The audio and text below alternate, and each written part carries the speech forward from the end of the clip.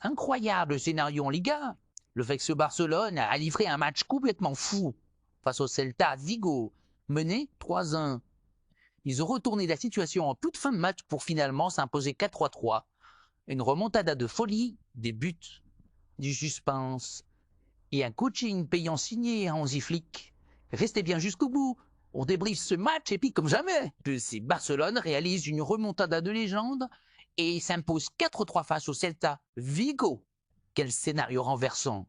Dans un match totalement fou, le fait Barcelone est allé chercher une victoire inespérée, renversant une situation critique grâce à une réaction d'orgueil et un coaching magistral signé Hansi Flick, l'actuel entraîneur du club catalan. Les choses allaient pourtant bien mal commencer. Borja Iglesias en mode killer. Le Celta Vigo a surpris tout le monde avec un Borja Iglesias étincelant, auteur d'un triplé impressionnant, 12-38, 45+2, qui a glacé le Camp Nou. Chaque ballon qu'il touchait se transformait en danger. Résultat à la pause, 3-1 pour le Celta.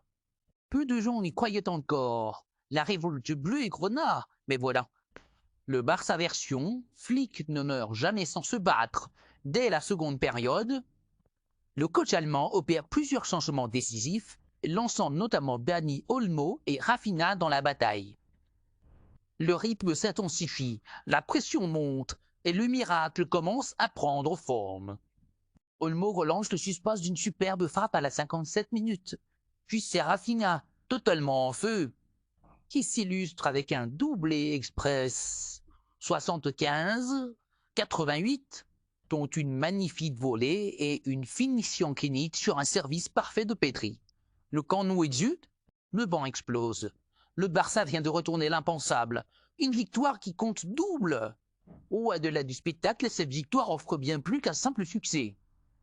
Le FC Barcelone prend provisoirement 7 points d'avance sur le Real Madrid. Un écart crucial dans la course au titre, alors qu'il ne reste plus que quelques journées. Ce qu'il faut retenir, Borja Iglesias, monstrueux malgré la défaite. Rafinha, homme du match, avec un doublé salvateur. Dani Olmo, super à sub décisif. Hansi Flick, qui confirme qu'il a déjà la main sur son groupe. Le mot de la fin, les grands clubs ne meurent jamais, et ce Barça-là, avec son nouveau visage sous Hansi Flick, est bel et bien de retour dans le game. Un mental de champion, un collectif qui ne lâche rien et une ambition retrouvée. Cette remontada risque de faire très mal psychologiquement au Real Madrid et de marquer un tournant dans cette saison de Liga. Salut à tous les aficionados du ballon rond, bienvenue sur Da Fonseca Chronique. La pépite du couloir gauche est contrainte de déclarer forfait pour la finale de la Coupe du Roi. Restez bien jusqu'à la fin de la vidéo pour comprendre l'origine de cette blessure, après avoir passé tous les tests médicaux et les examens d'imagerie pour le grand rendez-vous de la saison. Cette décision, prise en étroite concertation entre le département médical, marque la fin prématurée d'une préparation que l'on espérait pourtant méticuleuse et reposante. Un coup dur pour l'équipe et les supporters. Dès l'annonce de son forfait, la nouvelle s'est répandue comme une traînée de poudre parmi les tifosi blaugrana. À quelques jours seulement de la finale, considérée comme l'une des pièces maîtresses du dispositif offensif et défensif, sa capacité à allier vitesse foudroyante, sens du dribble et relance précise faisait de lui un atout majeur, non seulement pour la conquête de ce trophée, mais aussi pour le projet sportif à moyen terme du club. Des antécédents inquiétants, le staff médical s'inquiète particulièrement de la récurrence des blessures musculaires du joueur. La saison dernière déjà, Balde avait subi une intervention chirurgicale sur le même muscle, mais de la jambe opposée. Cette opération, qu'il avait éloigné des terrains pendant près de 2 mois, avait nécessité une rééducation rigoureuse menée sous la supervision des kinésithérapeutes internes et en collaboration avec des spécialistes externes en traumatologie du sport. Chronologie des faits. Mi-mars 2025, Balde ressent une gêne persistante lors d'un entraînement axé sur le renforcement des appuis en phase, imposant un repos immédiat et le début d'un protocole de soins incluant physiothérapie, cryothérapie et massage thérapeutique.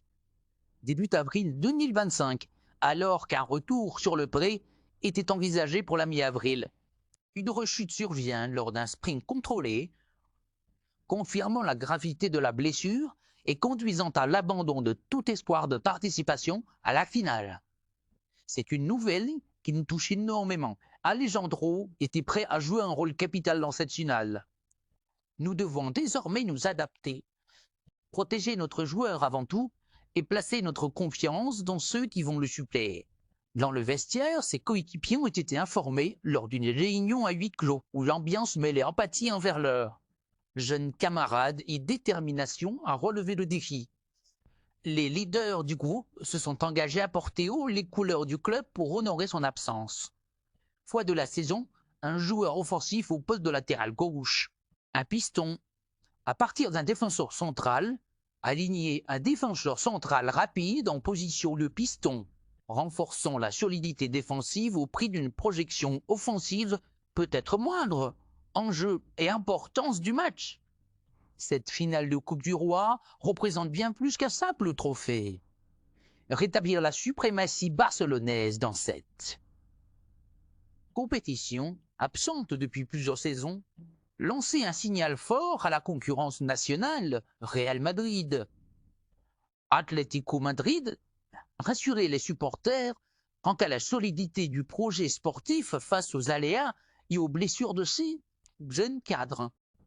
Pour accélérer la cicatrisation et prévenir toute récidive, un suivi nutritionnel poussé, axé sur la reconstruction tissulaire et la gestion de l'inflammation, à condition qu'aucun nouveau contretemps médical ne vienne perturber ce calendrier. Le club a insisté sur la priorité absolue donnée à la santé du joueur plutôt qu'aux échéances sportives. À très vite sur Da Fonseca chronique.